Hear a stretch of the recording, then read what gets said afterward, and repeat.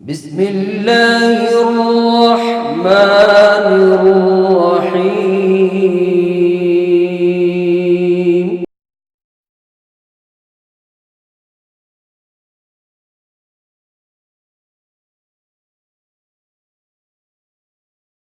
اللهم صل على محمد وآل محمد. اللهم صل على محمد وآل محمد. اللهم صل على محمد وآل محمد. أعوذ بالله من الشيطان الرجيم. بسم الله الرحمن الرحيم. ياسين.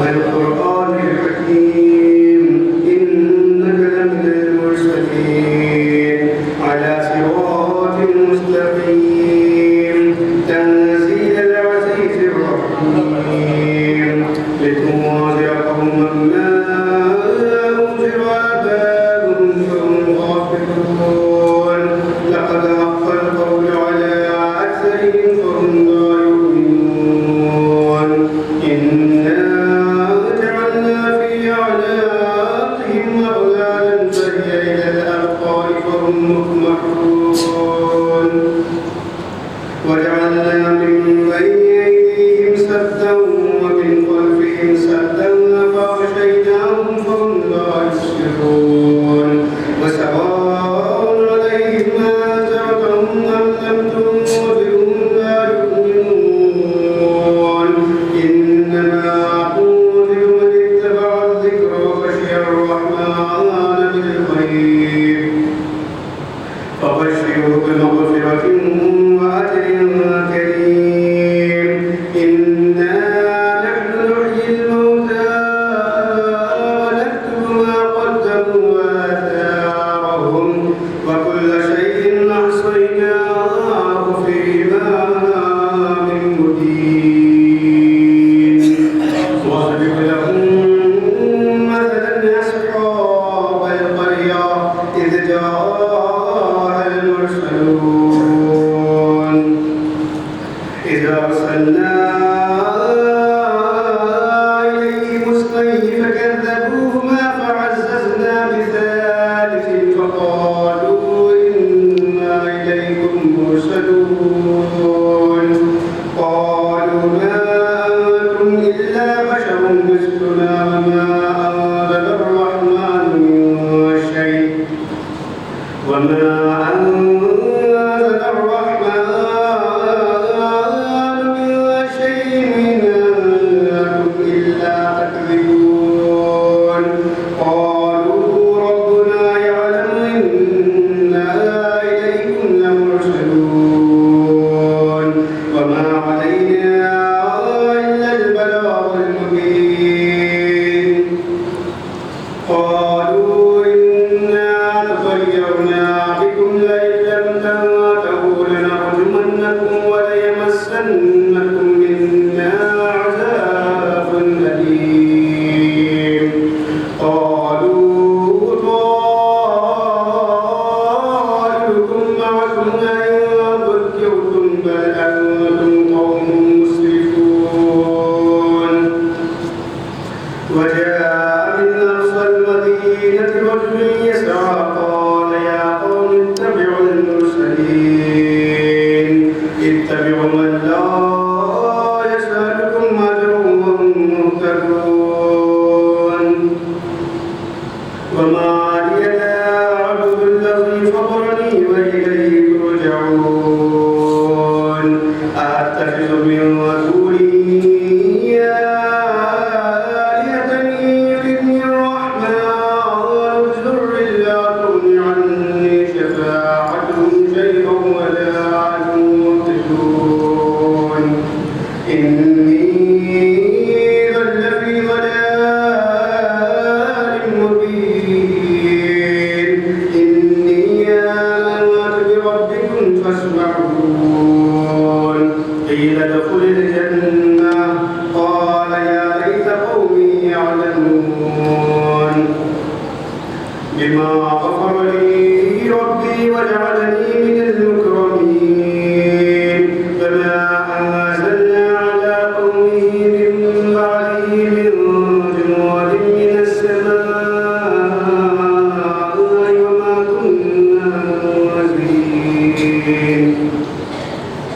إن كانت إلا صيحة واحدة فإذا هم خامدون يا حسرة على العباد ما يأتيهم من رسول إلا كانوا به يستهزئون ألم يروا كم أهلكنا قبلهم من القرون أنهم إليهم لا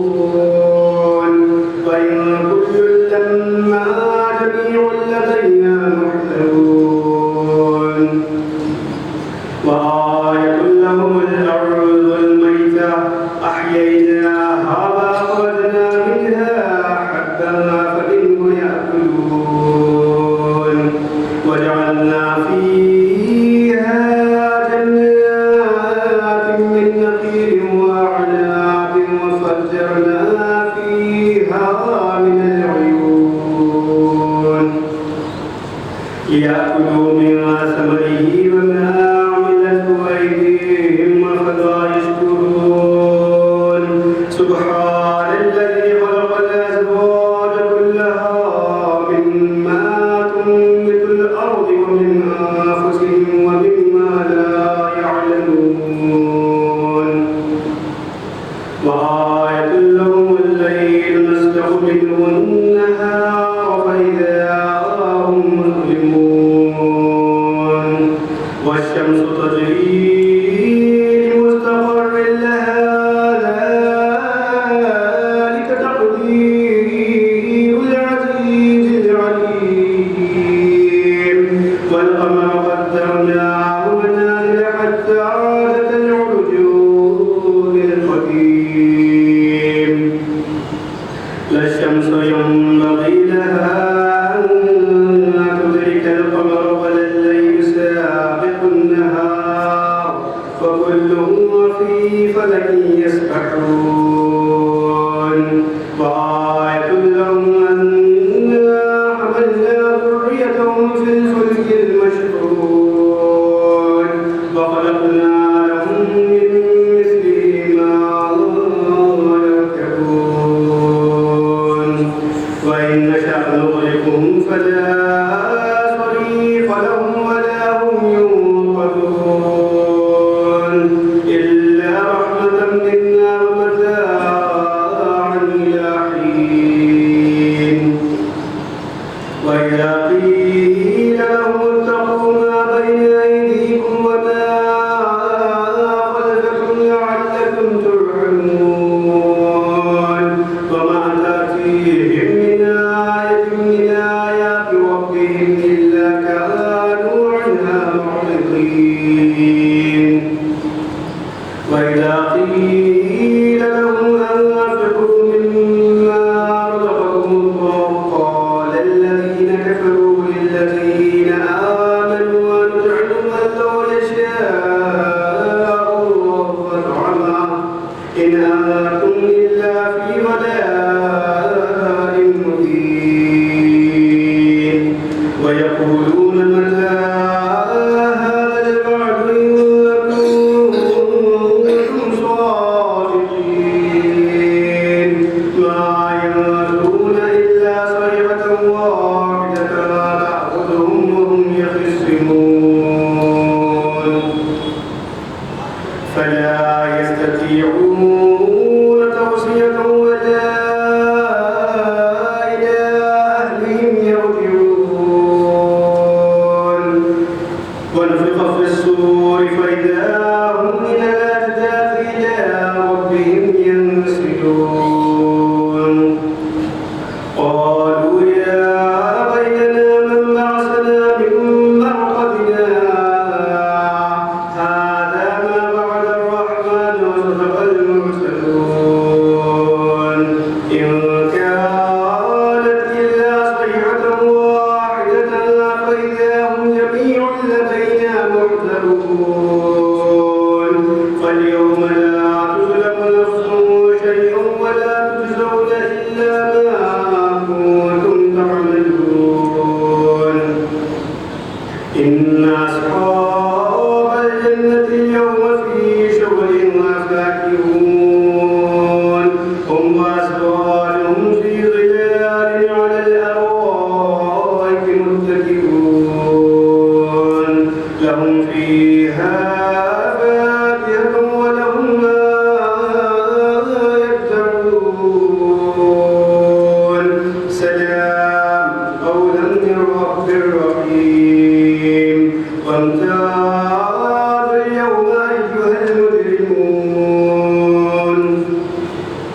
ألم أعهد إليكم يا بني آدم ألا تعبدوا الشيطان إنه لكم عدو مبين وأن اعبدوني هذا صراط مستقيم ولقد أضل منكم جبلا كثيرا أفلم تكونوا تعقلون هذه جهنم التي كنتم توعدون اصلوها اليوم بما كنتم تكفرون اليوم نختم على أفواههم وتكلمنا أيديهم وتشهد أرجلهم بما كانوا يكسبون ولو نشاء لطمسنا على أعينهم فاستبقوا الصراط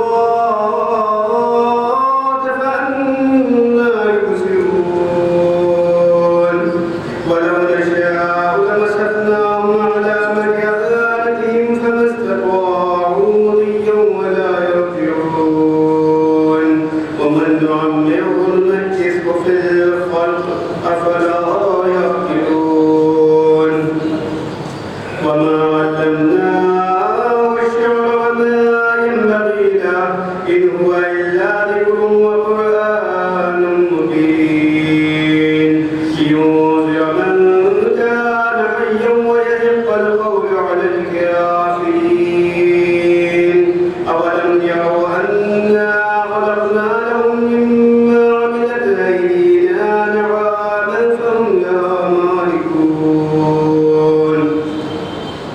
وذللناها لهم فمنها ركوبهم ومنها يأكلون ولهم فيها منافع ومشارب أفلا يشكرون واتخذوا من دون الله آلهة لعلهم ينصرون لا يستطيعون نصرهم وهم لهم جند محضرون فلا يحزنك قولهم إنا نعلم ما يسرون وما يعلنون أولم ير الإنسان أنا خلقناه من نطفة فإذا هو خصيم مبين وضرب لنا مثلا ونسي خلقا قال من يحيي العظام وهي رميم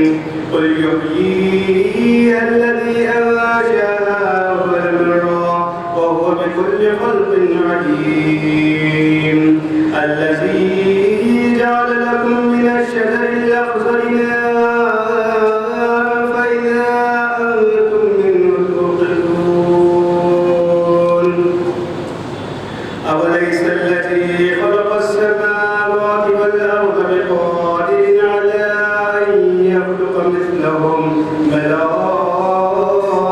وهو الخلاق العليم إنما أمره إذا أراد شيئا أن يقول له كن فيكون فسبحان الذي بيده ملكوت كل شيء وإليه ترجعون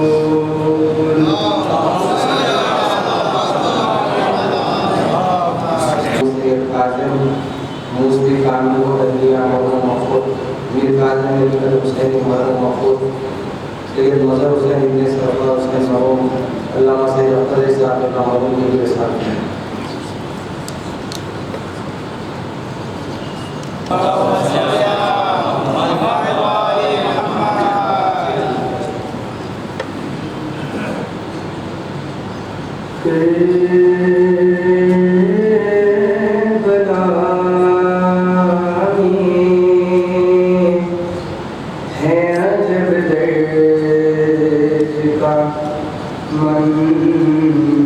منظر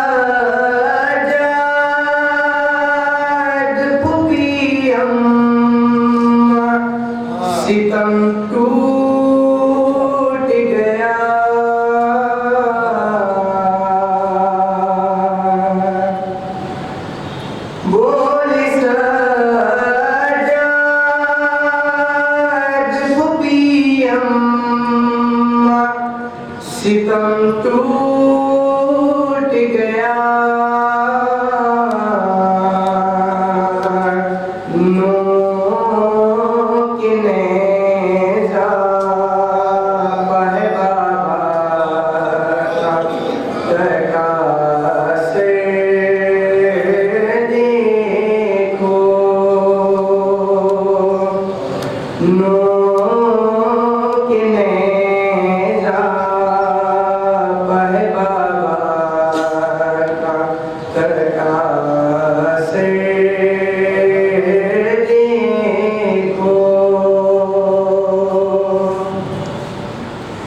بین کرتی تھی سکینہ یہ سر برسے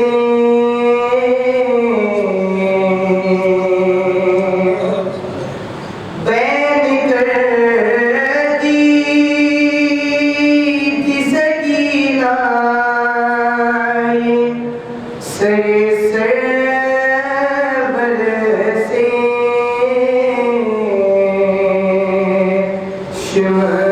شمال میں چھین لیے کان سے گوہر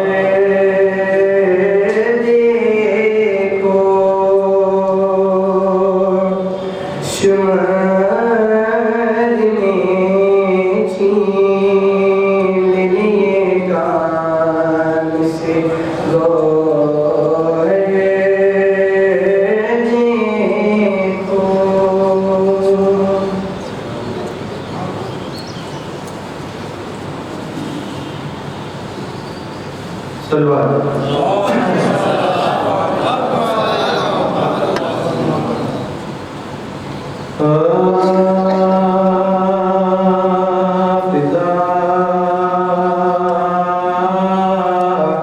سے فرماتے تھے لوگ شہ مردہ ذرا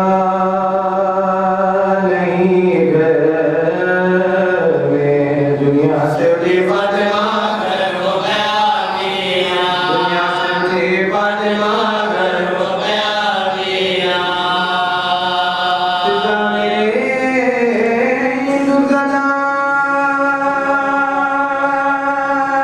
بچوں سے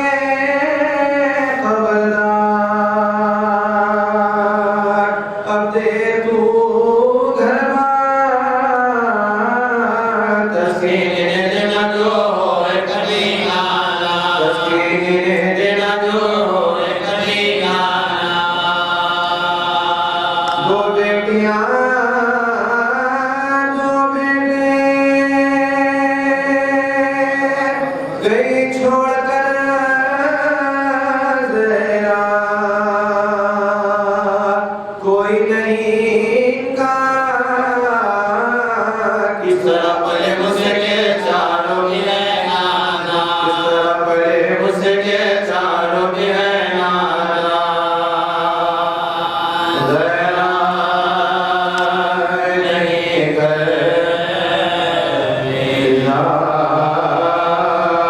سے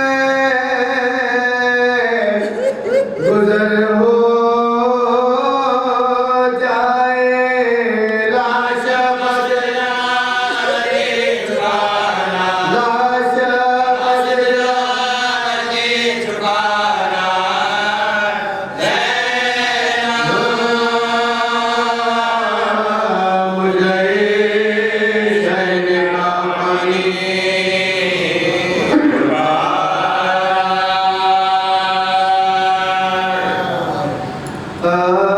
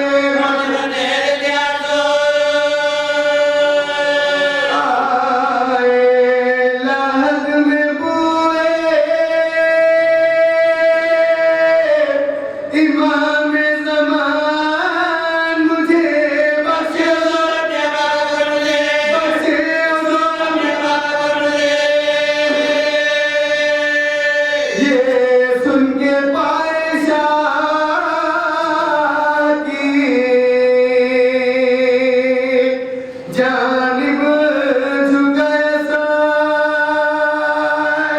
کعبے لہو بھری ہوئی آنکھوں کو کھول گئے تبکے مشا سے خون کے خطرے ادھر ادھر کسی آسے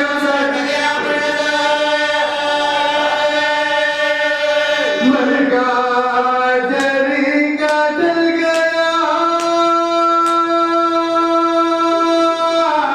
بھائی کے سامنے بھائی کا دم نکل گیا بھائی کا دم نکل گیا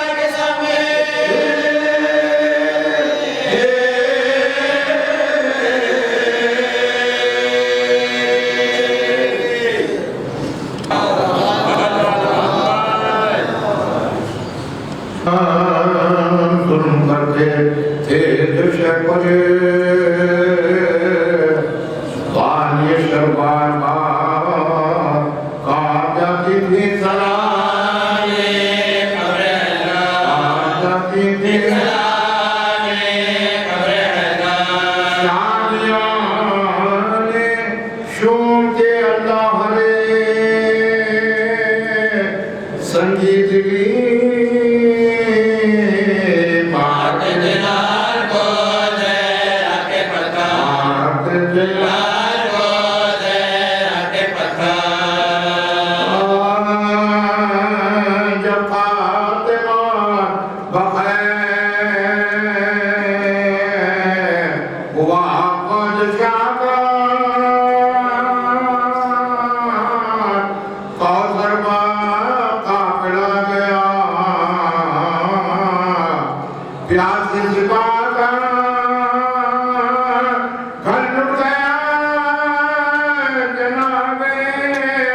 رسالت بنا کا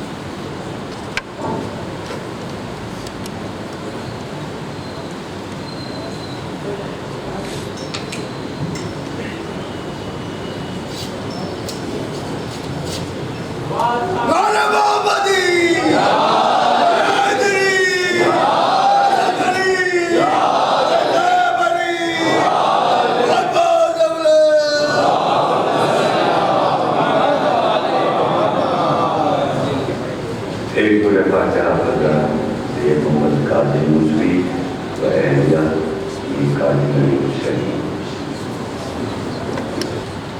تمام تعریف اللہ کے لیے درود اور سلام محمد راج محمد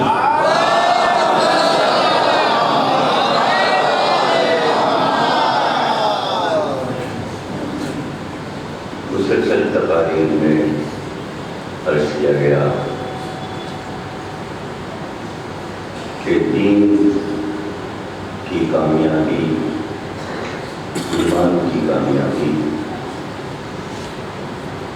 مولا کائنات کی محبت اور ولایت سے ہے۔ یہ مسلسل بات کہنا دراصل ایک یاد دہانی ہے، چونکہ امت واقع وجود کو بھول گئی، اگر یاد رکھی تو کیوں اتنا یاد دلانا پڑتا؟ تو کم از کم اگر امت کو کوئی فائدہ نہ پہنچے تو اس ذکر سے ہمارے بچوں کو فائدہ پہنچ جائے، ہماری نسلوں کو فائدہ پہنچ جائے۔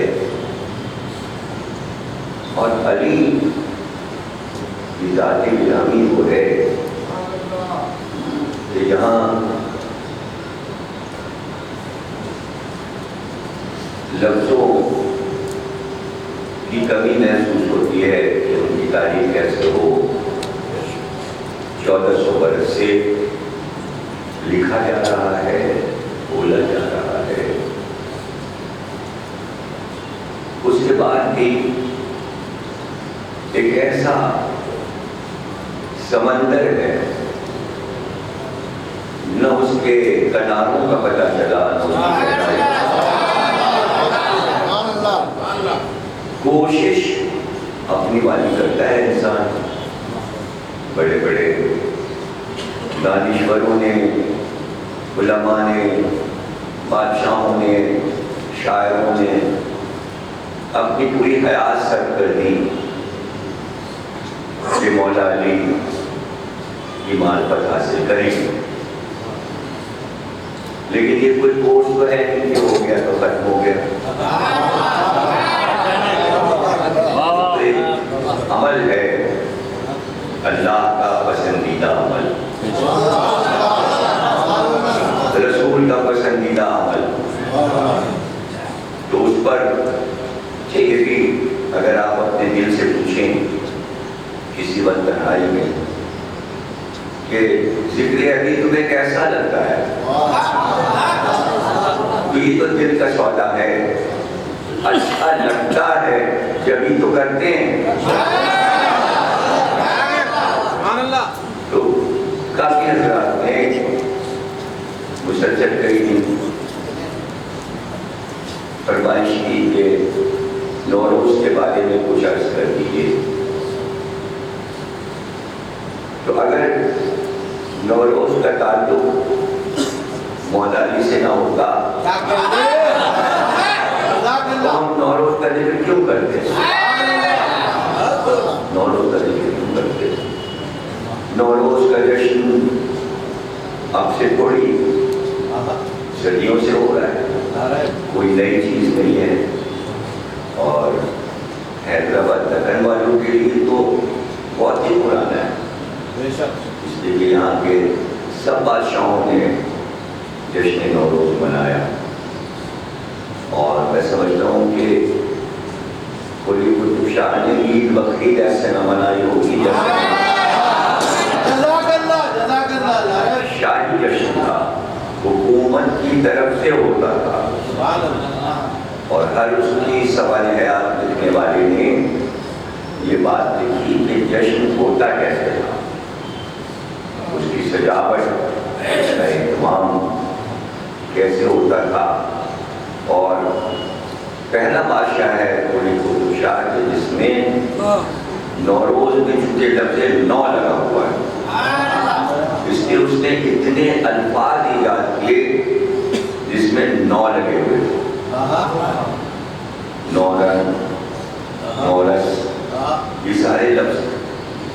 شاہ کے بنائے ہوئے کہ اس کو اس لفظ سے ہی محبت تھی، نوروز، تو چاہتا تھا کہ یہ لفظ میں استعمال کروں شاعری میں، اور اس کے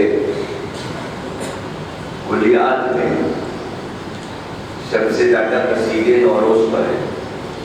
مولانا کی شان ہر سال وہ قصیدہ نوروز کے دن پڑھتا تھا مولانا کی محفل میں۔ تو آپ کے لیے تو نوروز کوئی نیا نہیں، آپ کے یہاں تو ایک روایت چلی آ رہی ہے عقیدے، اس سے پہلے اچھا یہ دیکھ لیجیے کہ یہ تو لگن تھا کہ جہاں دکنی حکومت تھی ادھر دہلی آگرے میں مغلوں کی حکومت تھی، اور اکبر بادشاہ کی نوروز مناتا تھا۔ تو عقیدوں کا فرق ہے، اکبر کا عقیدہ کچھ اور تھا، کوئی شاہ کا عقیدہ کچھ اور تھا، لیکن نوروز میں دونوں مشترک۔ پھر 8-10 ملکوں میں نوروز منایا جاتا ہے۔ 21 مارچ کو جس طرح ایران میں ہوتا ہے ایسے ہی آذربائیجان میں ہوتا ہے، اسی طرح ترکی میں ہوتا ہے، افغانستان میں ہوتا ہے، پاکستان کے سرحدی علاقوں میں ہوتا ہے، ہندوستان میں ہوتا ہے۔ اب ظاہر ہے کہ نسبت علی سے ہے، اور اس میں اگر میں نہ بھی بتاؤں کہ نوروز کیا ہے اور کس طرح مولا علی سے منسوب ہے، اگر نہ بھی بتاؤں تو اس میں کیا حد ہے کہ یہ کہا جائے کہ نوروز مولا علی کی تاج پوشی سے متعلق ہے، تو وہ منا لیجیے اور اس پہ اعتراض نہ کیجیے، اس لیے کہ جب معصوم سے کوئی چیز منسوب ہو جاتی ہے ان پہ بحث نہیں ہوگی، وہ بھی منسوب۔ آپ کو بھی دیکھ لیجیے کہ مولا علی کا روضہ نجف میں ہے، تو کتنے لوگ محبت کی منزلوں پر پہنچے کہ خود آپ کے ہندوستان میں اور دیگر ملکوں میں نجف کی شبیہیں کتنی روضہ نجف لوگوں نے بنوایا، تو وہ اصل تو نہیں ہے،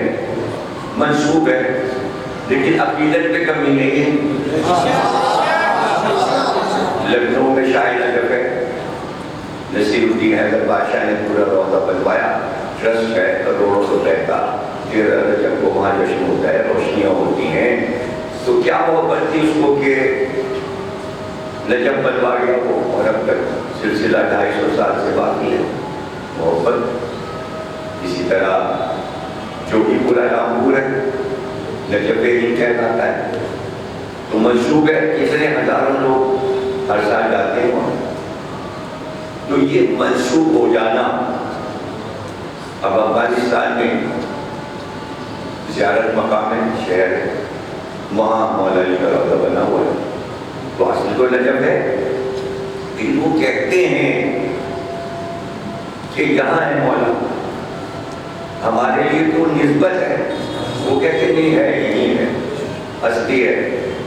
تو ایک صاحب بہت بڑے پروفیسر تھے، وہ گئے افغانستان، تو روضہ نجف کی بھی زیارت میں کی انہوں نے، باہر نکلے تو چھوٹے چھوٹے بچے اس کی تصویر بیچ رہے، افغانستان والے نجف کی تصویریں بیچ رہے، تو انہوں نے کہا کہ میں کیوں خریدوں، یہ تو نقلی ہے، یہ تو ایسا نقلی ہے، اس کی تصویریں نہیں چاہیے، ہٹو، میں کیا کروں گا لے جا، اصل تو نجف وہاں ہے۔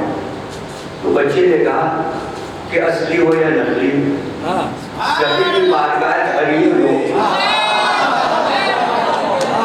سبھی کی بارگاہ، کہہ رہے کہ وہیں بیٹھ کے میں رونے لگا، یہ بچے کا جذبہ تو دیکھو، کہہ رہا ہے سبھی کی بارگاہ ہے، بابا نوروز کی محفل سبھی کی بارگاہ ہے، منسوب جو ہے، تو آپ جو 13 رجب منا رہے ہیں، ہر سال مناتے ہیں، تو یہ تو سالگرہ ہے مولا کی، لیکن لگتا ہے ہاں ہر سال جشن ہو رہا ہے اور آمد مولا علی ہو رہے، تو جتنے بھی کربلا کی شبیہیں ہیں، خود شہزادی کے روضے کی شبیہیں شام میں بھی ہیں، دمشق میں ہے روضہ، مصر میں ہے، بعض کہتے ہیں افغانستان میں، منسوب حضرت سکینہ سے منسوب، جناب شکرہ سے منسوب، امام زادوں سے منسوب، پوری دنیا میں جہاں چلے جائیں حیرانی سی حیرانی ہوتی ہے۔ لاہور لامکاں ہے، بلوچستان میں جگہ ہے، آپ جائیں آپ حیران ہوں کہ صحرا پتھر ہی پتھر ہے اور ایک پہاڑ ہے، اور وہ پہاڑ پہ وہ اونٹنی کی شکل ہے، کہتے ہیں یہ مولا علی کی اونٹنی ہے، پھر کہتے ہیں ایک پہاڑ ہے وہ پورا ایسا لگتا ہے آپ کھلا اور کھلا، اور ایک نوک سے پورا ٹکا ہوا ہے، گرتا بھی اور ٹکا ہوا ہے، نوک سے پورا پہاڑ ٹکا ہوا ہے۔ ان کا بھائی یہ گر رہا تھا، مولا علی نے انگلی سے ایسے روک دیا، یہ رکا ہوا، جہاں پانی نہیں تھا پہاڑ سے پانی جاری کر دیا، تو جہاں نکل جائے شارجہ میں جگہ ایسے جدھر کہتے ہیں جگہ ہے، یہاں مولا علی آئے تھے، حیدرآباد سندھ میں قدم شریف بنے میں مولا علی آئے تھے، تو کہاں کہاں معجزے سے پہنچے، کہاں کہاں جو بڑی چیزیں محفوظ کی، تو اب یہ تحقیق کی ضرورت ہے کہ کب آئے، کیسے آئے، نشان کیسے بنا، یا مولا کہ بھائی منسوب ہے، بس علی کا نام آ گیا۔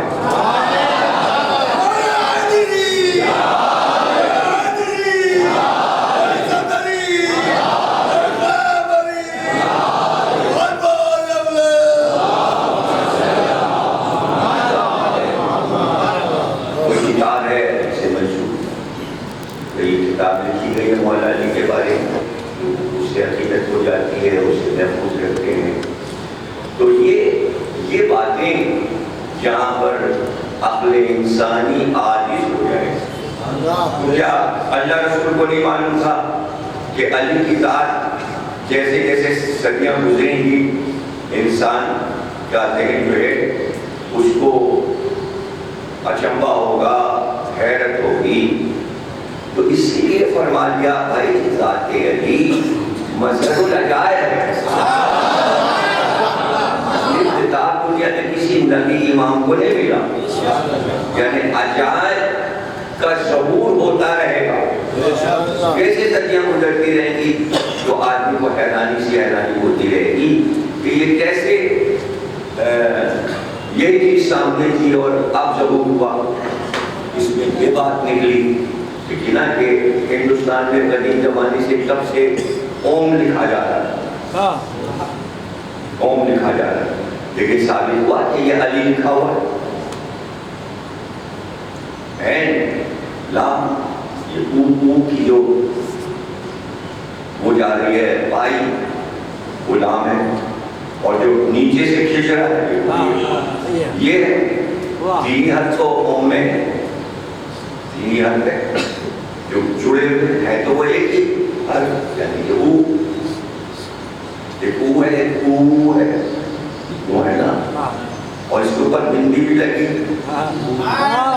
اوم کی، یہی علیہ السلام ہے، چاند بنا کے نکتا رکھی، پھر نکتہ بتا رہا ہے کہ علی ہی کی طرف اشارہ ہے،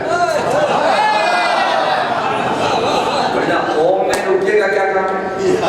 اوم میں آواز کہاں آ رہی ہے، نکتے کی آواز کہاں آ رہی ہے؟ اوم میں کہاں آ رہی ہے؟ نون کی آواز تو نہیں آ رہی ہے۔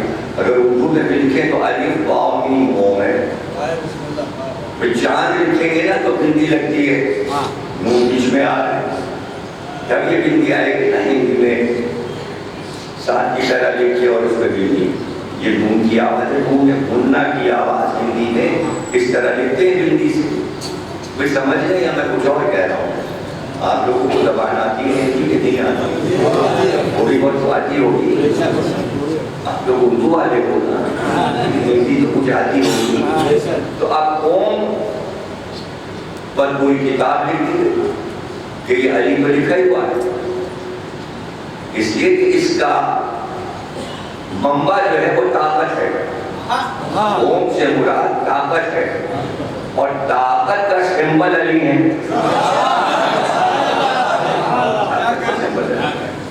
اچھا یہی اوم جس طرح ہندی اور سنسکرت میں لکھتے ہیں، جاپانی میں بھی اسی طرح ایک اوم ہے، وہ جاپانی زبان میں. تو جاپان کے مندروں کے اوپر نشانی پہ یہ لکھا ہوتا ہے، لیکن اس کے اوپر پردہ پڑا ہوتا ہے. کوئی سفیر جائے، کوئی رپورٹر جائے تو وہ تصویر پہ پوچھے، وہ یہ پوچھتا پردہ کیوں ڈالا؟ یہ اوم لکھا ہے جاپان کے ہر مندر پر، تو پردہ کیوں ڈالا ہے؟ تو وہ بتاتے ہیں کہ پردہ میں سے ڈالتے ہیں کہ یہاں مندروں میں اژدہے اور سانپ بھی بنے ہوئے، تو اگر یہ پردہ ہٹ جاتا ہے اور اس کے نیچے سے کوئی اژدہا گزرے تو اس کا عکس جیسے اژدہے میں پڑتا ہے، اژدہا پگھل جاتا ہے، پانی ہو جاتا ہے. اب آپ یہ دیکھیں کہ اس کا جو اشاریہ ہے لفظ کا اور اژدہے سے، تو کہاں دنیا میں آپ تلاش کریں گے کہ صرف نام علی سے اژدہا مارا جا رہا ہے؟ کہاں ایسا واقعہ ہوا تھا کہ کنڈے اجدر کو چیرا؟ تو یہ تمام سارے لنک جب ملتے ہیں، اب اس بات کو بہت آسان طریقے سے تمیم میں عرض کر رہا ہوں. جیسے آپ یہ نوجوانوں نے نہج البلاغہ ڈاٹ سی کو یہ آپ کھولیں اور اس پر انہوں نے رومن میں پوری نہج البلاغہ کر دی ہے تاکہ پڑھنے میں آسانی آئے. جو لوگ اردو سے نہیں پڑھ رہے ہیں تو وہ رومن انگلش میں پڑھ سکتے ہیں، جس میں سارے بچے چیکنگ کرتے ہیں اس زبان میں، وہ ان کو لکھی انگریزی مل جاتی ہے. تو پورا نہج البلاغہ اس میں موجود ہے. جب آپ پڑھیں گے تو معرفتیں اور پڑھیں گے. تو نہج البلاغہ ایک ایسی مظہر العجائب کتاب ہے، جیسے مولا قاسم کی کتاب، اس میں سے بھی عجائبات کا ظہور ہوتا ہے کتاب میں. تو یہ نہج البلاغہ جو ترتیب پائی، جسے سید شریف رضی نے ترتیب دیا تھا، تو ظاہر ہے کہ قلمی نسخے تھے اس کے. تو کتاب کی طرف توجہ حکومتی سطح پر عباسی دور میں، کہ جب بغداد میں بہت بڑا عباسی بادشاہوں نے، کہتے ہیں کہ بڑے پڑھنے لکھنے کے شوقین تھے عباسی خلفاء، لیکن سمجھ نہیں آتا کہ پڑھنے لکھنے کا شوق تھا تو ولایت علی سے غافل کیسے ہو گئے. یہ بات سمجھ نہیں آتی. عباسی خلفاء کی کے سادات کا قتل کیوں کرنے لگے؟ لیکن اس لیے میں کہا جاتا ہے بہت علم پسند لوگ تھے. تو انہوں نے کتابیں جمع، لاکھوں کتابیں جمع. تو اس کتب خانے کا انتظام کسے دیا جائے؟ اس لیے کہ کتب خانے کا انتظام کسی ایسے آدمی کو دیا جائے کہ جو کتاب جانتا ہو، کتاب سمجھتا ہو، عالم. دیکھیے کہ کتب خانے ناصریہ، ناصر ملت کا کتب خانہ جب ہو گئے تو ہمارے زمانے میں، ہمارے بچپن میں کتنے علماء لگتے ہیں، اگر میں نام لوں تو تھک جاؤں. لیکن اس کتب خانے کا انتظام مولانا سعادت حسین صاحب کو دیا گیا، جو امٹ کے تھے، خان تھے، مجتہد تھے. اس لیے دیا گیا کہ وہ کتاب کے بارک تھے. ہزاروں کتابوں کے نام انہیں زبانی یاد تھے، تو کتب خانے کے وہ معتمد تھے. اور بیٹھے بیٹھے انہوں نے کتب خانے میں ہماری کتنی کتابیں لی. تو کتب خانے کا مشرق یہ ہے کہ جب آپ کو منتظم بنایا گیا تو آپ کام کرتے تھے، یہ کتب خانے کا کام ہے. تو اب خلفاء یہ سوچ رہے ہیں عباسی کہ کس کو ہم بنائیں. بہت بڑا اس دور کا عالم تھا، اور عباسی دور حکومت میں دو فرقے مسلمانوں کے تھے. یہ جو بعد میں فرقے بنے وہ سب موجود نہیں تھے. ایک متزلہ فرقہ تھا اور ایک اشاعرہ. یہ دو فرقے ٹکر میں چلتے تھے اور ان کی آپس میں چلتی تھی. تو متزلہ فرقے کا جو عالم تھا عبدالحمید ابن ابی الحدید المعتزلی، معتزلہ فرقہ کا، اس کو معتمد بنایا گیا کتب خانے کا.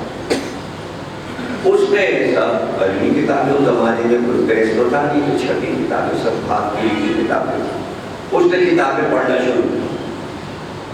اسلامیہ میں ہے وہ اور منتظی میں کتب خانے کا اس نے سارے نسخے پڑھنے شروع کیے۔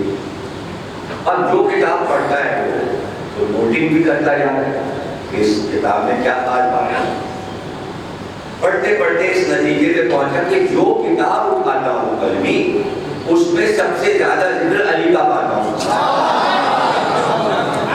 تو اب وہ ایک خاکہ بناتا جا رہا تھا علی کے بارے میں کہ بھائی علی کے علاوہ تو اور ذکر ہی نہیں۔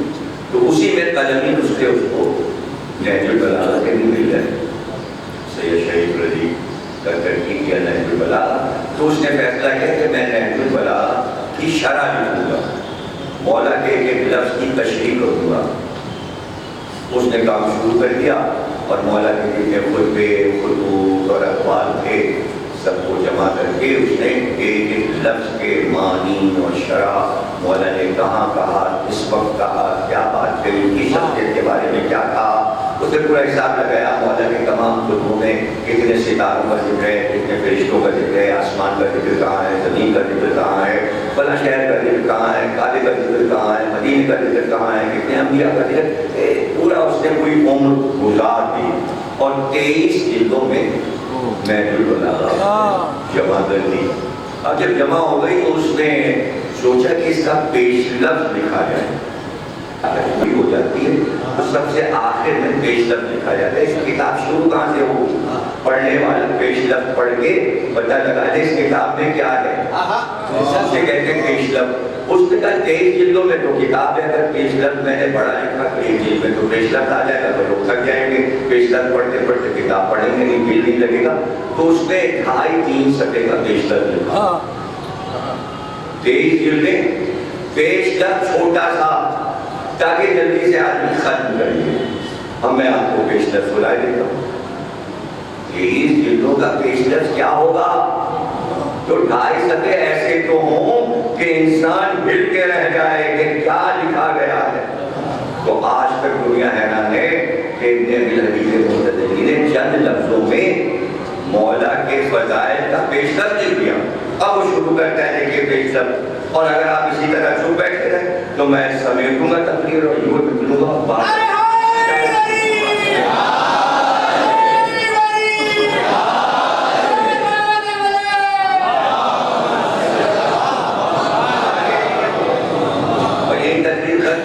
وہاں جا کے بیٹھ کے چائے جس کو جا کے مجلس پڑھا دیجیے۔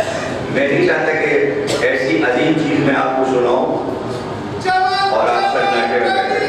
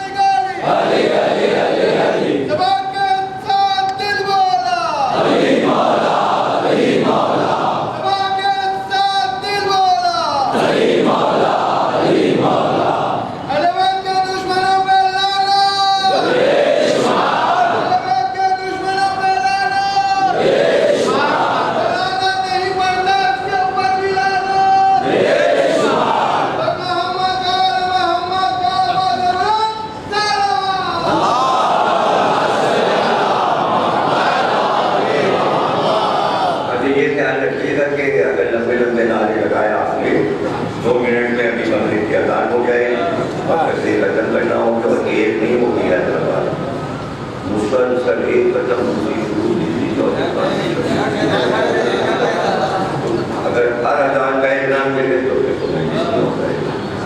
تو یہ خیال رکھیے گا کہ مجلس بھی سمیٹنی تو لمبے نعرے نہ ہو اور چپ بھی نہ بیٹھے۔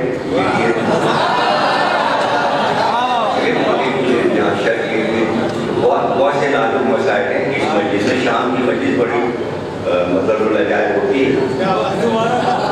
اگر مغرب کا وقت آ رہا ہے، یہ ہے ادھر وہ ہے، چراغ بھی جلانا ہے، کچھ ناشتہ بھی کرنا ہے، یہ بھی کرنا، وہاں جانا ہے، شام کو ملنا ہے، پینا ہے، سیر کرنا، ایک بڑا مسئلہ ہوتا ہے۔ ایسے مسئلے ہم بیٹھے باتیں کرتے ہیں مولا علی کی، تو وہ کہتا ہے کہ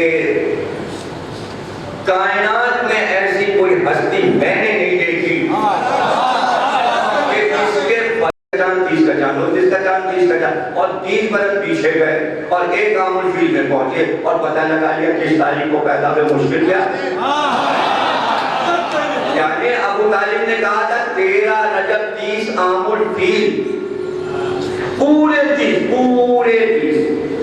30 کے پیچھے چلے جائیے تاریخ بڑھ جائے گی لیکن جس نے ایمان ابو طالب ہی چھوڑ دیا ہو صحیح تاریخ کیسے ملے گی پیچھے کا کیلنڈر دیکھے گا تو پیچھے کیلنڈر جاتا ہے انگریزوں نے بھی حساب لگایا انہوں نے کہا بھائی آدم جس سے بنے تھے 21 مارچ فیصلہ ہے ان کا جس کا نیچہ ڈوب کر شادی کر کے کر اس علم سے ثابت کر سکتا ہے اچھا سر نہیں جانن فلاں تکلیفہ 21 مارچ وقت یہ تھا کہ 12 برج ہیں عرش پر آسمان پہ 12 برج اور سورہ بروج ہے قرآن میں اللہ نے برجوں کا ذکر کیا ہے ذات البروج مجھے ان برجوں کی قسم ارے برجوں کی قسم کیوں کھا رہا ہے اس لیے قسم کھا رہا ہے کہ آفتاب چلتا ہے اور ایک ایک برج میں ٹھہرتا ہے قیام کرتا ہے ایک برج میں آیا برج حوت آخری ہے برج حمل پہلا ہے اس میں برج اقرب بھی ہے برج کھلا ہے یہ ہے یہ ہے یہ ہے یہ ہے لیکن یہ طے ہے کہ حمل پہلا ہے حوت آخری حوت مچھلی ہے اور یہی امام زمانہ کا 12واں برج ہے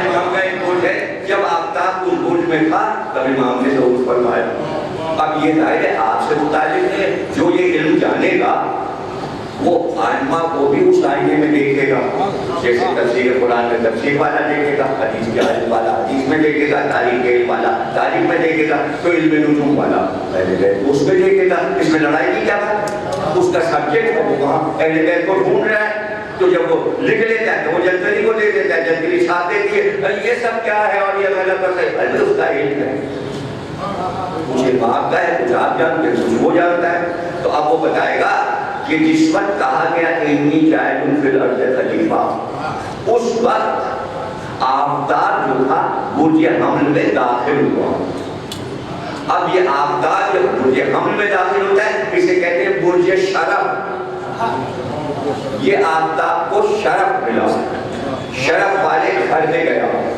اور جاتا ہے جس وقت وہ وقت وہ ہوتا ہے کہ سورج کی 5 حالتیں ہیں طلوع پہلی منزل عروج دوسری منزل نصف النہار نہ ادھر ہے نہ ادھر ہے یوں ہے یہ ہے نصف النہار اس کے بعد زوال اور پھر غروب 5 منزلوں سے اترتا ہے جب بیچ میں آتا ہے تو یہ اس کے شباب عروج اور شرف کا وقت ہوتا ہے کہ نہ وہ ادھر چکا ہے نہ ادھر وہی وہ بیچ میں ہے جیسے چھتری لگی ہوئی ہے تو بس جب برج شرف میں آیا تو اللہ نے کہا انی جاعل فی الارض خلیفہ اور جیسے ہی 21 مارچ 18 دن کو سرکار نے دیکھا کہ آفتاب بیچ میں آ گیا فوراً کہا من تم تو پڑھو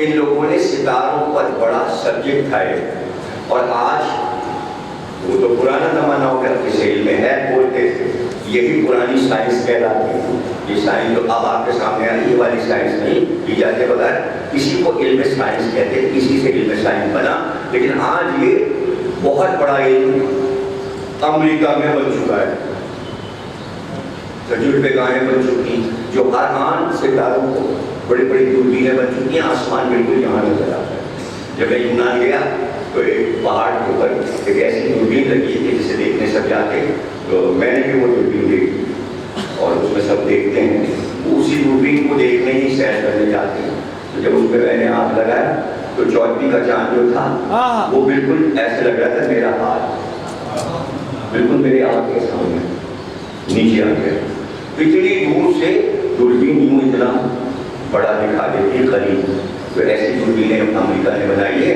کہ سارے لاکھوں میں دور ستارے سامنے نظر آتے. تو اس علم نے بہت ترقی کی ہے، اور اس میں ناسا بولتے، ناسا چاند پہ جانا، ستاروں پہ جانا، آتے ہیں اس کس سے ہم مشتری پہ جا رہے ہیں، یہاں جا رہے ہیں، وہاں جا رہے ہیں، یہی ہے وہ علم. تو اگر ہم یہ کہتے ہیں کہ ان کو اب پتہ چلا ہے، ہم یہ علم اس وقت سے جانتے تھے جب منظور کو مولا ہوا تھا. تو یہ بات ہے، اس میں کیا کہنا کہ یہ سوال کیا ستارہ، اب اس میں صرف سالات ہونا بھائی آسمان پہ پورا نظام ہے. آپ کا نظام ہے، انسان پیدا کیے، تو اس میں فیصلہ اللہ نے کر دیا کہ نبی ہوگا، ہے اس کو ماننا ہوگا، اس کا ایک وزیر ہوگا. اب نبی پر ہے کہ اگر جنگ چھڑ جائے تو ایک صرف سالات ہوگا. 3 آدمی تو ضروری ہے نا، ہر ملک میں 3 آدمی ضروری ہے کہ نہیں؟ ایک صدر، ایک وزیر اعظم اور ایک فوج کا سب سے بڑا. 3 آدمی تو سب کچھ کرتے ہیں. تو ہر چیز میں بنایا ہوا ہے، جانوروں میں بھی بنایا ہوا ہے، جانوروں میں بھی بنایا، حشرات الارض میں بھی بنایا، پانی سمندروں میں بھی بنایا ہوا ہے، اسی طرح ستاروں میں بھی بنایا ہوا ہے کہ ایک بادشاہ ہے، ایک وزیر ہے، ایک صرف سالار ہے. وہ سالانہ بدلتا ہے. آپ کا یہ کہ 30 سال 4 سال 5 سال کے بعد الیکشن ہوتا ہے، تب آگے تینوں چیزیں بدلتے. آسمان پہ ہر سال یہ تینوں چیزیں بدل جاتی ہیں. 1 سال کا چانس ملتا ہے. بادشاہ وہی رہتا ہے یعنی کہ آفتاب، ہاں اس کا وزیر بدل جاتا ہے اور اس کا صرف سالار بدل جاتا ہے. وہ کوئی نیا نہیں ہوتا. وہ ستاروں ہی میں سے کبھی وینس ہو گیا صرف سالار، کبھی مشتری جو ہے وہ صرف سالار ہو گیا، وزیر اعظم کبھی لوہل ہو گیا، کبھی وہ ہو گیا. یہ پورا نظام ہے، وہ چل رہا ہوتا ہے. اب اس میں یہ ہوتا ہے کہ رنگ، بھائی رنگ کا کیا مسئلہ ہے؟ وہ تو جو ستارہ وزیر بنے گا اس کا اپنا ایک رنگ ہے. 12 ستارے ہیں، 12 رنگ ہے. کسی کا رنگ لال ہے، کسی کا جگ ہے، جیسے وینس کا سبز ہے، زحل کا کالا ہے. تو اب یہ آفتاب زحل میں گیا ہے، اس نے کالا رنگ ہے، گھبراہٹ کی کیا بات؟ وہاں کا نظام ہے بابا. بس یہ ہے کہ وہ چیزیں دیکھیں، وہ علم جو ہے کچھ لوگوں نے علی سے منسوخ کر دیا، تو اس میں کیا بری بات ہے؟ یہ کوئی علم نجوم تھوڑی ہے کہ کوئی وہاں سب بیٹھے ہوئے کھیل رہے ہیں کہ اب کیا ہوگا کیا ہوگا. نہیں، ایسا کچھ نہیں ہے، بلکہ ہر ایک یہ چاہتا ہے. ابھی میں نے جملہ کہا کہ ہر بلندی یہ چاہتی ہے میں علی سے منسوب ہو جاؤں تاکہ مجھے بھی بلندی ملے. علم نجوم یہ آگے کی باتیں بتانا یہ غلط چیز ہے، اور پورا جو ہو رہا ہے آسمان پہ اس کو بیان کر دینا یہ کوئی بری بات نہیں ہے. اگر آپ بیان کر دیں تو سائنسداں بیان کریں، پھر آپ اخبار میں پڑھ لیں تو آپ کہتے ہیں ارے بھائی یہ لوگ تو بڑا کمال ہے، تو جانتے کون سا ستارہ کہاں گیا، تو کہاں گیا وہاں سے. ارے بھائی آپ کو بھی بتایا جا رہا ہے یہ کہاں گیا اور وہ کہاں گیا، لیکن آپ پڑھ ہی نہیں رہے، اس لیے نہیں پڑھ رہے. ارے بھائی یہ سب غلط ہے، جنتر یہ سال یہ وہ، جناب نے فرما دیا یہ سب غلط ہے. تو جناب پہ چلیے اور ترقیاں نہ لیجیے. یہ والے جناب نہیں، وہ والے جناب تو دشمنی ہے علی میں بہت آگے بڑھ گئے. لوگ اپنی پہچان ہی بنا رہے ہیں علی کے خلاف بولنا. وہ کئی ہوشیاں ہوں سنی ہوں جس میں کوئی قید نہیں، ان کو کوئی مذہب نہیں ہے، بس علی سے کل ہے وہ ہے. تو ہم اپنے بچوں کو یہ بتاتے ہیں اتنی سی بھی بات شک والی نہ ہو. اچھا اب یہ ضرور ہے کہ اگر آپ کہیں کہ بھائی ہم یہ سب نہیں مانتے تو پھر ہم آپ سے پوچھیں گے ذات البروج، مجھے برجوں کی قسم، یہ 12 برج جو آسمان پہ ہیں ان کی قسم.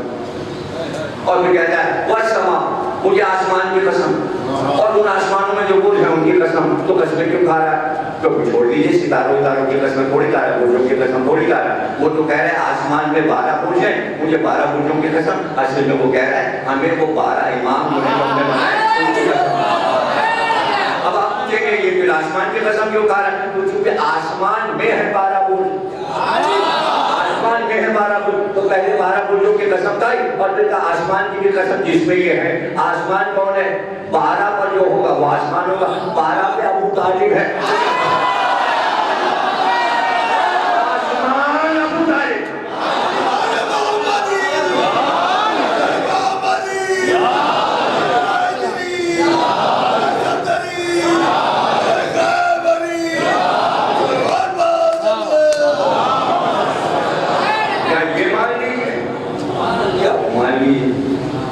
میں اللہ کہتے ہیں والشمس وضحاها، مجھے سورج کی قسم اور اس کی روشنی کی قسم. تو سورج کی قسم کھائے تو پھر سورج کا علم مان لیجیے، والقمر اذا تلاها، چاند کا علم مان لیجیے، اور پھر وہ چاند جس کی میں قسم کھا رہا ہوں وہ سورج کے پیچھے پیچھے پیچھے آ بلا فصلہ ہے. یا تو یہ والے چاند سورج مان لیجیے، یا پھر امام صادق کہتے ہیں پھر وہ مان لیجیے کہ یہاں سورج سے مراد یہ سورج نہیں ہے اور چاند سے مراد یہ چاند نہیں ہے. امام فرماتے ہیں یہاں سورج سے مراد رسول اللہ ہے اور اس کی روشنی، سورج کی روشنی کی قسم وہ فاطمہ زہرا ہے، رسالت کی روشنی زہرا ہے، والقمر جو پیچھے آتا ہے بلا فرق وہ علی ہے. یہ مان لو یا وہ مان لو، تو میں سے ایک بات مان لو. اب دیکھیں گے کہ بھائی پھر چاند سے کیوں مثال دیں گے اور سورج سے کیوں مثال؟ یہ کوئی مشکل نہیں ہے سمجھنا، اس لیے کہ بہت آسان ہے. آپ بہت آرام سے یہ بات سمجھ سکتے ہیں کہ بھائی دین جو ہے متعلق وہ رسول اللہ سے. چاند سورج کا کیا کام ہے؟ یہ دیکھیے آیا اور روشنی کر دی، ہر گھر میں چلی گئی. رسالت کیا ہے؟ ہر گھر میں چلی گئی. سورج اس لیے کہا گیا کہ سب کے چلی گئی، شیعہ کیا بھی جا رہی، سنی ہندو کیا بھی جا رہی، یہودی کیا بھی، عیسائی کیا. بھائی آفتاب ہے، دھوپ سب کی، روشنی سب کی، اس لیے سرکار سورج ہے. روشنی اس کی کون ہے؟ زہرا بیوی. اس لیے کہ اولاد سے روشن ہوا گھر، سمجھے نا، روشن ہوا گھر تو اولادی روشنی ہوتی. اب چاند سے مراد علی چاند ہے. علی چاند کیوں ہے؟ سورج محمد ہو گئے اس لیے وہ سب کے رحمت اللہ سنی کے اس کے بھی اس کے بھی. اب علی چاند ہو گئے. علی چاند کیوں ہو گئے؟ اس لیے کہ دین کا کام جو ہے، اسلام کا کام، وہ سورج سے نہیں چلتا، چاند سے چلتا. آپ کے لیے شیعہ سے پوچھئے یا سنی تمہارا دین کہاں سے چل رہا؟ یہ سورج سے ہم سے مطلب ہے. سورج کو جو ہے جنگلی مار کرتا ہے، یہ تو انگریزوں کا حساب ہے. تو آپ کا کیا حساب ہے؟ ہمارا حساب تو چاند ہے. اچھا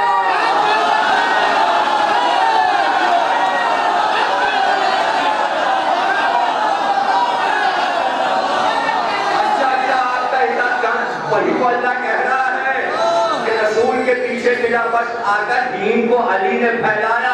تو کیسے پھیلایا؟ علی چاند ہے اور چاند کے بغیر نہ عید ہو سکتی ہے نہ بقرعید.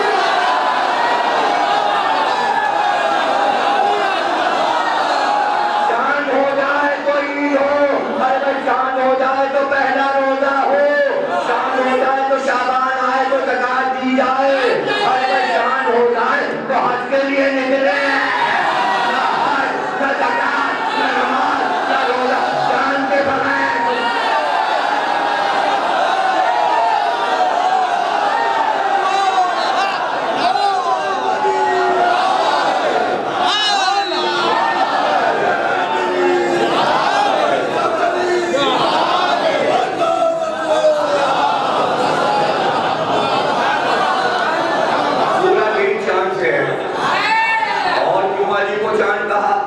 اس لیے کہا کہ چاند ہی میں یہ بات ہے، سورج میں نہیں ہے، کہ چاند پر 3 بڑی مصیبتیں پڑتی ہیں.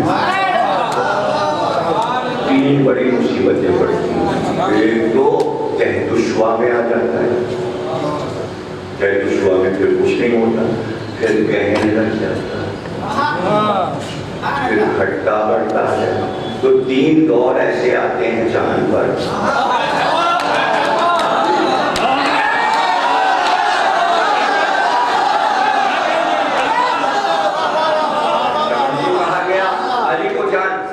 چاند رات کو طلوع کرتا ہے. جب سورج نکلا تو کوئی چیز آپ کو نظر ہی نہیں آئے گی، سب صاف ستھرا. رات کا نظام آیا تو نظام ہی اور ہو گیا. رات آئی تو سورج غائب ہوا، سانپ بھی نکلا، خوشبو بھی نکلا، ناریل بھی نکلا، کھجورا بھی نکلا، جھینگور بھی نکلا. اچھا یہ کیا ہے؟ جھینگور جھان جھان جھان، یہ جنگل میں سارے نکلا. دن بھر جھینگور نہیں بولتے، ارے وہ چاند نکل آیا رات. تو پتہ چلا جب تک سورج تھا سب غائب، چاند آیا جبریل والے آ گئے.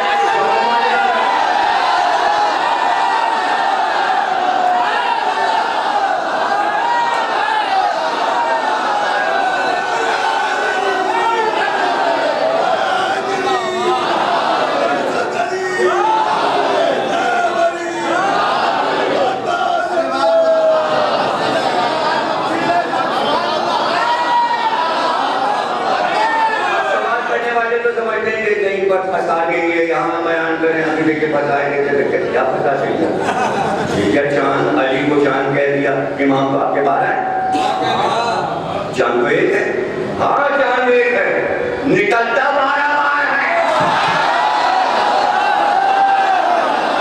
چاند ایک ہے چپتا بارہ بار ہے یہی تو ہے اول والا محمد آخر والا محمد اوسط والا محمد کل والا محمد چاند ایک ہے مگر روح اس سے بارہ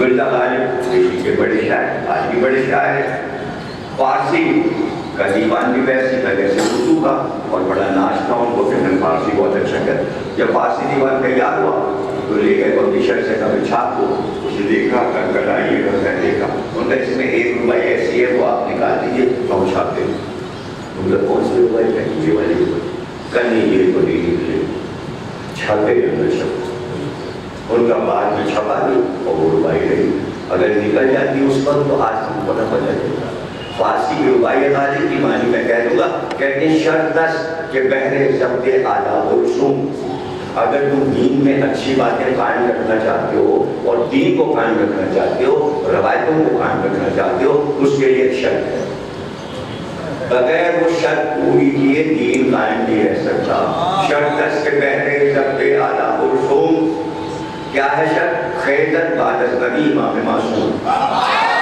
جیسے ہی نبی جائے فوراً امام معصوم کو ماننا غیر معصوم کو مانو کہ دین و ایمان سب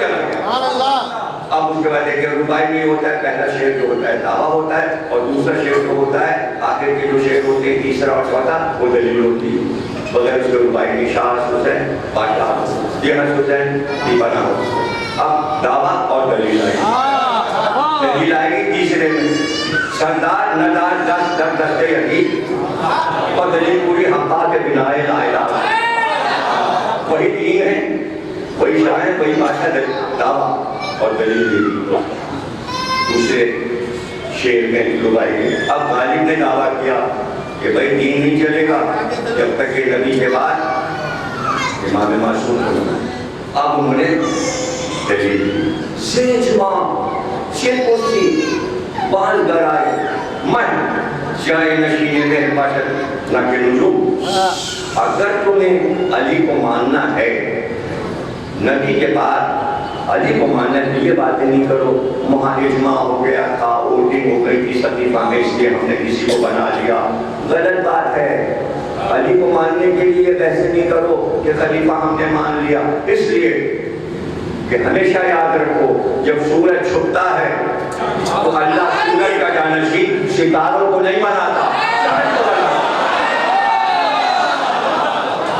اب اس میں دیکھیں کتنی حدیثیں غالب نے سمیٹی کہ جھوٹی حدیث بھی آ گئی اس میں تردید کر دی کہ میرے حساب ستاروں کی مانی ہوا کرے سورج کے جانشین ستارے نہیں ہوتے جانشین جانی ہوتا اب اس میں جناب کبھی بندے نکالے اوپر جگہ دیکھیں نا رسول اللہ نے کہا کہ سفینہ نوح کی طرح اہل بیت ہیں تو سفینہ نوح جو ہے وہ چل رہا تھا تو کشتی جو ہے وہ ستاروں کو دیکھ کے چلتی ہے تو سفینہ چل ہی نہیں سکتا جب تک کہ ستارے نہ ہوں تو دیکھیے کیسی ہے مہمانہ دلیل دی اس لیے جو قرآن یہ کہتا ہے کہ آسمان پہ بدلی چھائی تھی اور پانی مسلسل برس رہا تھا اور کشتی چل رہی تھی زمین پہ پانی آسمان پہ پانی ستارے نظر ہی نہیں آ رہے تھے اللہ نے کہا کشتی میری نگرانی میں چل رہی تھی ستارے کے لیے تو اب چاند سورج اور ستاروں کا مسئلہ حل ہو گیا میری تقریر بھی ختم ہو گئی اور میرا مسئلہ بھی حل ہو گیا آپ کے پاس سمجھ میں آ گئی یہ ہے سارا مسئلہ کہ چاند ستاروں سورج کا ذکر قرآن میں بھی ہے تو اگر نوروز میں آ جائے تو کوئی بات نہیں مطلب یہ رنگ کیا ہے یہ چھڑکنا یہ سب کیا ہے یہ تو ہولی ہے رنگ کھیلنا اب یہ ہولی تو پیار کی نشانی ایک رنگ میں سب رنگ ہے بادشاہ ہولی بھی کھیلتے تھے جیسے نوروز کے اب کھیل کیا ہے مطلب کہ رنگ کھیلنا اب یا خود ابھی گھر جائیے گا تو تو فوٹو نام نکالیے گا، پڑھ لیجیے گا، نوروز کے اعمال لکھیں، کتنی رکعت نماز ہے، اور یہ ہے اور یہ ہے، یہ نیاز ہے مولا علی کی، اور یہ ہے کہ جس پر وہ بادشاہ آتا ہے یہ ہوتا ہے تو وہ 7 من کو تو مولا والی اگر پتہ لگانا کہ کتنے بجے تھے تو پانی بھر لو، اس میں گلاب کا پھول ڈالو، چلتا رہے گا چلتا رہے گا چلتا بیٹھے دیکھتے رہو، جیسے ہی گلاب کا پھول بیچ میں آ کے رک جائے وہی کا من کو تو مولا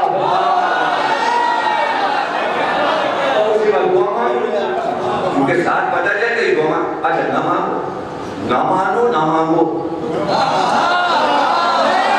کوئی زبردستی تھوڑی ہے، دعوتیں فکر دینے والا دے رہا ہے، کریے نہ کریے نہ کریے، اور پھر اس لیے کہ بھائی برکت ہے چونکہ موسم فصل بہار ہے، جو نئی چیزیں جو آتی ہیں مارچ میں، تو جو چیزیں آتی ہیں تو وہ مولا علی سے منسوخ کر کے استعمال کرو، ابھی سردی گئی ہے، اب گرمیوں کی چیزیں آئی ہیں، ایک دم سے گرمی سے سردی سردی سے گرمی، ایسا نہ ہو کہ نقصان ہو جائے، اب ابھی گرمی کی چیزیں آئیں جو کہ وہاں نہیں تھی سردی میں، پھل نئے آئے، نیا نہ جائیں، نئی چیزیں آئی ہیں، ابھی نیا پنکھا کھولا ہے آپ نے تو بھائی پنکھے بھی نہیں آتے لو، ابھی تو سردی لگ رہی تھی یہاں ہو رہے تھے پنکھا تو اس پہ بھی مولا کی نہیں آتے لو، تاکہ ہوا میں بھی علی کی محبت آ جائے، اس میں حرف کیا ہے، اور جتنے پھل کا اس پہ بھی مولا کی نہیں آتے لو، اور اس کے بعد کھا لو کہ اب گرمی کے کھانے شروع کر دی، اس کے بعد 1 سال کے بعد پھر دیکھا جائے گا، تاکہ وہ نقصان نہ کرے چیز مولا علی سے منسوخ ہو جائے، یہ محبت ہی محبت ہے،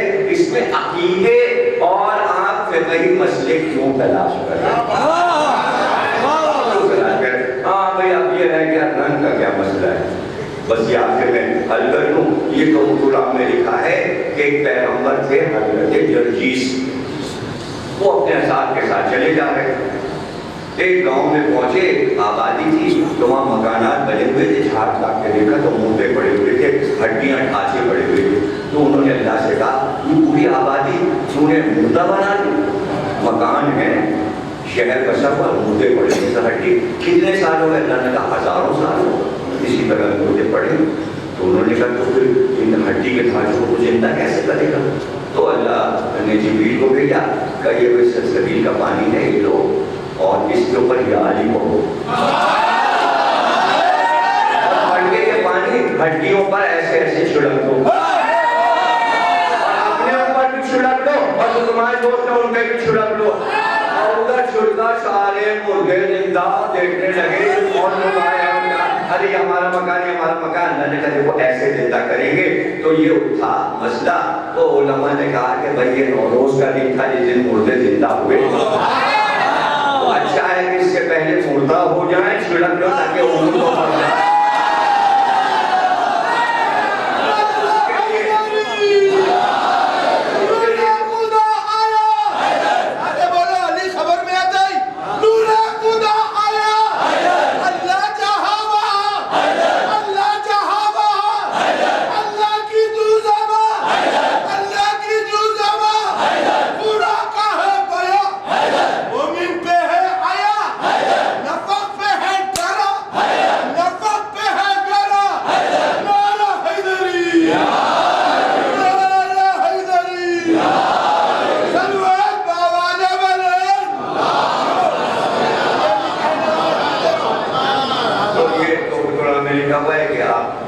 کریں تو تھوڑے سا کیوڑا اور زعفران وغیرہ گلاب کا رکھتی نیاز میں رکھتی، اور جب نیاز ہو چکے نوروز کی مولا علی کی تو وہی عرق لے کے گلاب کا، پہلے تو ماہوڑوں میں بھی گلاب پاش ہوتے تھے، تو گلاب ماتمداروں میں چھڑکا جاتا تھا، تو نوروز کے دن جو چاندی کا گلاب پاش ہوتا تھا تو بس نیاز کر کے وہ مونگی پہ ایسے گھر میں سب کو چھڑکتے، اور پھر لکھا ہے گھر کے چاروں کوموں کے بھی چھڑکتے تاکہ بلائیں نہ آئیں، بیماریاں نہ آئیں، یہ اچھی باتیں ہیں، مطلب مولا علی سے منسوب ہو جائیں، چلیے بھائی بیماری نہ آئے بلائیں نہ آئیں، تو چھڑکنے میں کیا ہے، اب اس کو ظاہر بادشاہوں نے رنگ بنا دیا، وہ رنگ کیوں بنا دیا؟ اس لیے کہ بدرنگ چیز اچھی نہیں لگتی، کتاب ہے رنگوں پر، میرنیز کی شاعری میں رنگوں کا استعمال، اس میں میں نے سارے فلسفے لکھے، تو اب عجیب بات یہ کہ جب گلاب کا عرق نکلتا ہے تو وہ سفید ہو جاتا ہے، تو बदरंग लगता है, इतना खूबसूरत गुलाब और अरब उसका शुक्र है। तो बादशाह ने कहा गुलाब का अरब को जरा लाल होना चाहिए, उन्होंने कहा गुड़िया डाल लो गुलाब के अरब में, ताकि लगे भाई गुलाब का अरब है, वही छिड़क तो उनका ये लाल रंग किसने डाल दिया, तो उसमें केमिकल डाल दीजिए ताकि वो अच्छू हो जाए। तो बहुत से लोग ऐसे भी रंग खेलते हैं कि उसमें एक ऐसे केमिकल डाल दिया, जैसे स्प्रिट डाल दी, जैसे डाला वो भूल गए। मैं नई शेरवानी पहन के लखनऊ आया था, नई शेरवानी सिलवाई में, वो दर्जी वाली गया बेचारा, बहुत अच्छी शेरवानी सीखा था, नई मैंने बादामी सिलवाई और नौरोज का जश्न पढ़ने आ जाइए। मैं चला गया वहाँ दुनवाड़ी अब्बास की दरगाह के आगे मिलाद रखा था सब जवानों ने। अरे जैसे मैं पहुँचा वो पिचकारियाँ लिए खड़े थे, पूरी शेरवानी में दौड़, अंदर से तो मुझे गुस्सा आया, तो बाबा ये तो नई शेरवानी भी पाकिस्तान पहुँची भी नहीं, लाल लाल हो गई, तो दो चार घंटे परेशान न हुई, अभी भूल जाएगा। और अगर जरा से किताबा रहेंगे तो हम छुड़ा देंगे केमिकल। तो अंदर मिलाद पढ़ना था, बाहर रंग हो रहा था। अच्छा देखिए साहब ये कि उसी साल में पहुंचा तो मौलाना कल्याण साहब लोगों का मुँह नमाज जुमा के खुतबे में ऐलान कर, देखिए नौरोज जो है वो मौला अली की नियाज है और ये रंग वंग खेलना बड़ी लफ्यात है और ये नहीं खेलना चाहिए और यहूदी है और ये है और ऐसा नहीं कीजिएगा और देखिए महलों में बड़ा रंग उछलता है और ये ना हो और वो ना हो। मैं भी उसमें मौजूद था। जब मैं बाहर निकला तो लोग खुशूसी लोग जनाब थे, हमने उनसे पूछा कि जनाब ने जो ऐलान किया है तो क्या रंगमंग नहीं होगा, क्या होगा लखनऊ में? मैं तो इतने दिन के बाद लखनऊ आया हूँ तो मैं को रंगमंग देखना चाह रहा हूँ। तो ये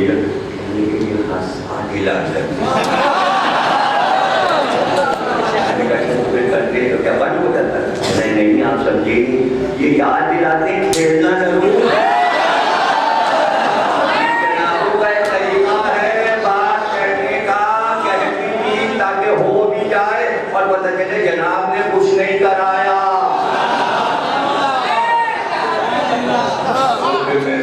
मैंने कहा जनाब बड़े सही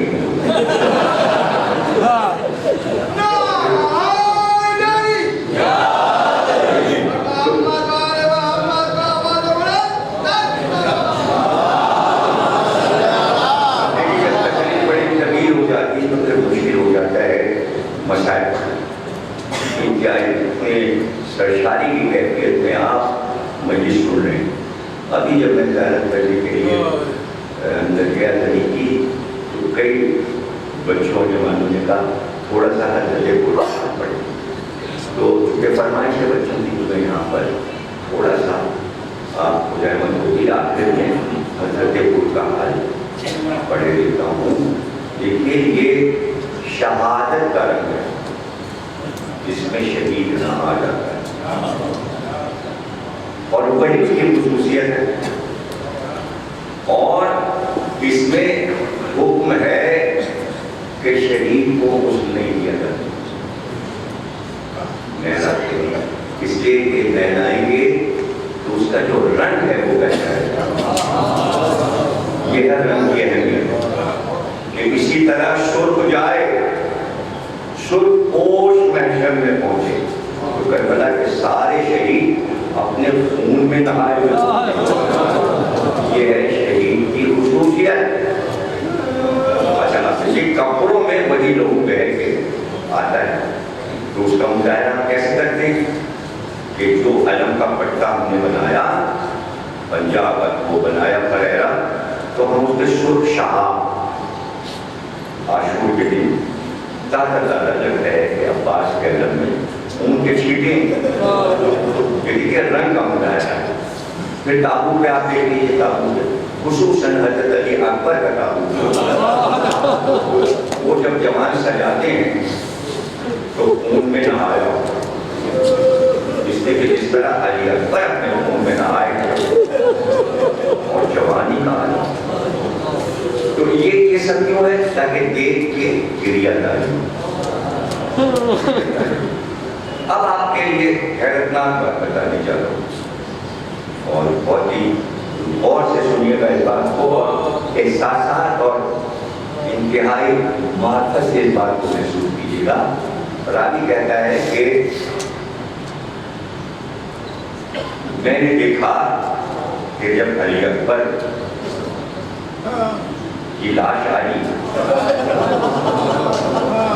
تو ایک بیوی سفید چادر اوڑھے ہوئی اور اس نے اپنے آپ کو لاش علی اکبر پر گرا دیا. اب وہی راوی یہ کہتا ہے کہ شام کو جب چادریں لوٹی گئیں، چادریں عمر سعد کے پاس لگی تو ایک سفید چادر پوری لال تھی. تو تشویش ہو گئی کہ یہ لال چادر کون بیوی اوڑھے، اس لیے کہ بنی ہاشم کی عورتیں لال چادر سفید چادر نہیں اوڑھتی. پتہ یہ چلا کہ وہ بیوی ہے جس کی سفید چادر تھی، جس نے اپنے آپ کو علی اکبر پہ گرایا تھا. تو اتنا لہو ابل رہا تھا کہ زینب کی سفید چادر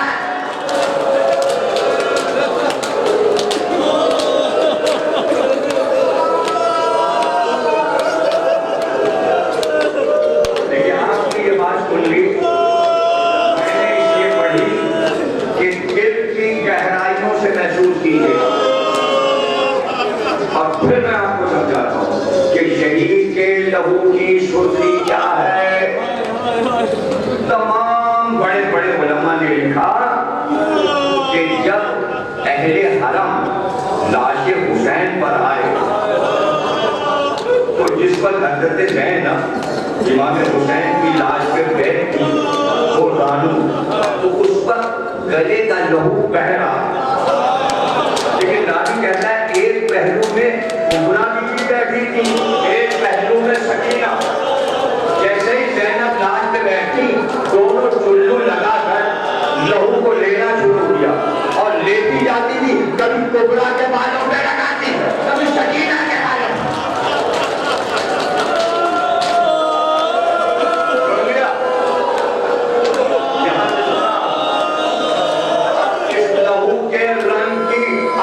سمجھیے گا.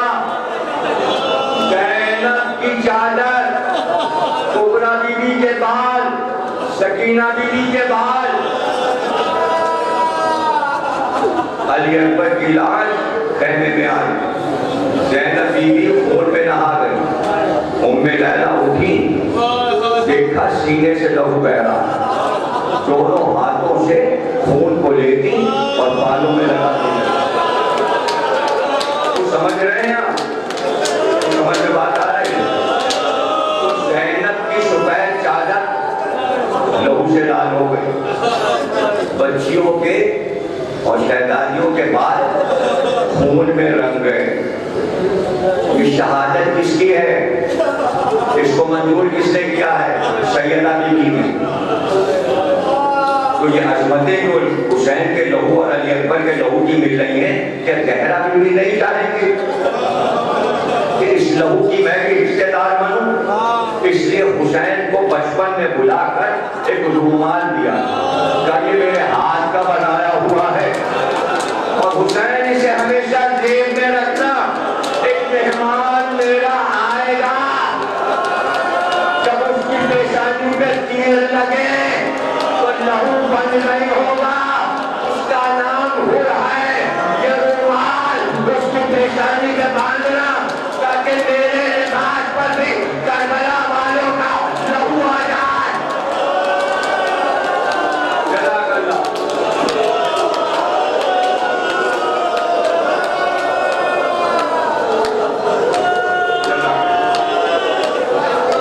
خوب سنا.